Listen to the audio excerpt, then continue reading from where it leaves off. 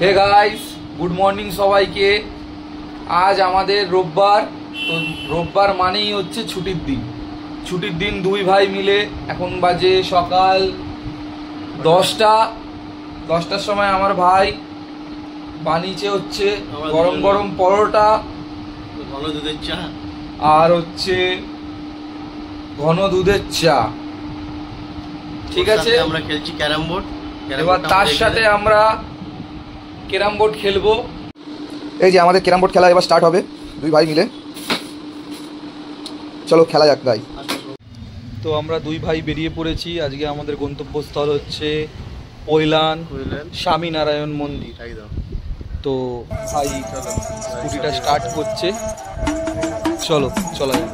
Finally আমরা পৌঁছে গেছি পৈলান মন্দির, স্বামীনারায়ণ মন্দির।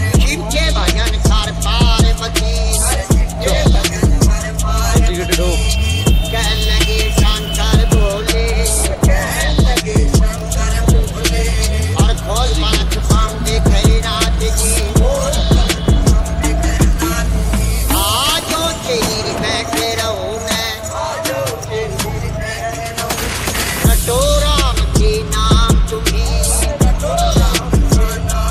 আমাদের গাড়ি এখানে পার্কিং হচ্ছে এখন।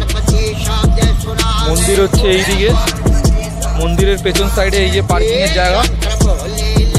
20 টাকা করে নেবে মোটর বাইকের জন্য। হাই গাইস, ফাইনালি আমরা এবার এন্ট্রি করছি। শুধু এই লুকটা দেখে খালি একটাই কথা মনে পড়ে, হে কৃষ্ণ গোবিন্দা হরে মুরারি, হে নাথে নারায়ণ হে বাসুদেবা। আর আজকে 2-3টে বন্ধুদেরকে বলি, তোরা না এসে ভাই বড় মিস করলি, অনেক বড় ভুল করলি। কালকেও ওই মেয়েগুলোর সাথে ঘুরতে যেতে পারতি, কিন্তু আজকে যে তোরা এলি না, খুব বড় ভুল করলি। খালি ভিউটা দেখ ভাই, কত বড় ভুল করলি নিজেরাই খালি দেখ। ভাই কেমন লাগছে বল? এরকম জায়গায় তোকে নিয়ে গেলাম আজকে আমি, খুব ভালো লাগছে। খালি ভিউটা দেখুন।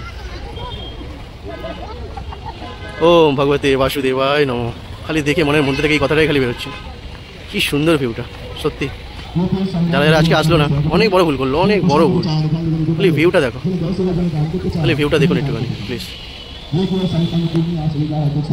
মন শান্তি,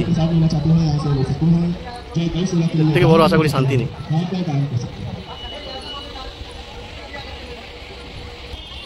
দেখুন কি সুন্দর। ভাই এটাকে কি বলে ভাই? এটা কি আছে নাকি আসলে একটুখানি বল না। আসলে কি আছে, আমাদের জল ছেড়ে দিলে পুরো সুইমিং পুলের মতো নাকি? কি সুন্দর, কি সুন্দর। জুতোর কাউন্টার, জুতো জমা দিয়ে তারপরে উঠতে হবে এই জায়গাটা। এই যে এক্ষুনি আমরা মন্দির থেকে বেরোলাম, আর আরেকটা ভাই সোমনাথ এই যে সারপ্রাইজ দিয়ে দিল। সুন্দরভাবে এসেছে এখনই। আবার ঢুকবো মন্দিরে। মন্দিরের বাইরেই ওয়াশরুম আছে। এই হচ্ছে ক্যান্টিন। ক্যান্টিন আছে, খুব সুন্দর সুস্বাদু খাবার পাওয়া যায়। আপনারা প্লিজ এর মধ্যে ভিজিট করুন আর টেস্টটা উপভোগ করুন।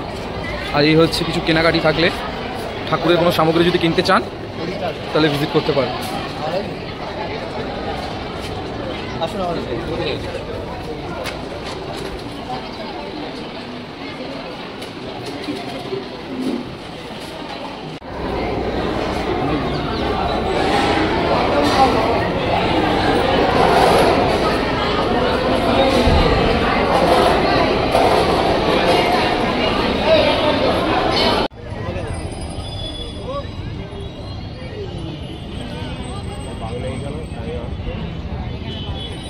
আমাদের জার্নি শেষ, আমরা এখন বাড়ির দিকে রওনা দিচ্ছি। যেতে যেতে আমাদের এই যে বৃষ্টি, আটকে গেলাম। যতক্ষণ না বৃষ্টিটা থামবে ততক্ষণ যেতে পারবো না।